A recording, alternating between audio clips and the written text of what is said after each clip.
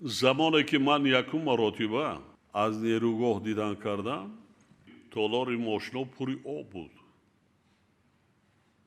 نقب‌ها کندش از بین رفتگی بودن قریب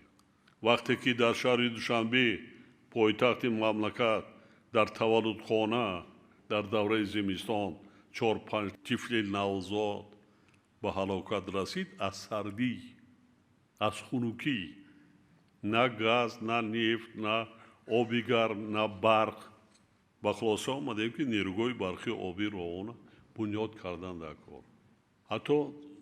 کس باور نمیکرد که نیروگاه برقی آبی رو برق استحصال میکند ما دیده ایستادیم حاضر قدرت متخصص قدرت تکنولوژیا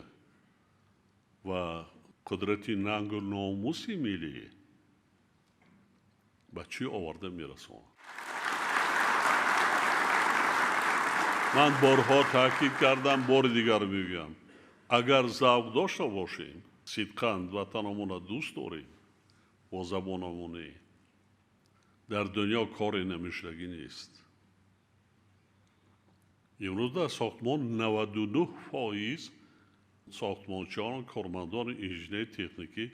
خودی متخصصان محلی رحمت کلان شرکت های خارجی که در اینجا متخصصین کار میکنن این هم برای ما مهم که متخصصان ما از آنها کار را یاد میگیرند استفاده‌وری تجهیزات را یاد میگیرند لایحه کشی را یاد میگیرند بسیار چیزهای استانداردهای بین المللی را از خود میکنند که آینده بعد ایران میتوانند نه اینکه در تاجیکستان در دیگر کشورهای دنیا هم در بنیاد نیروگاه ها اشتراک کرده توانند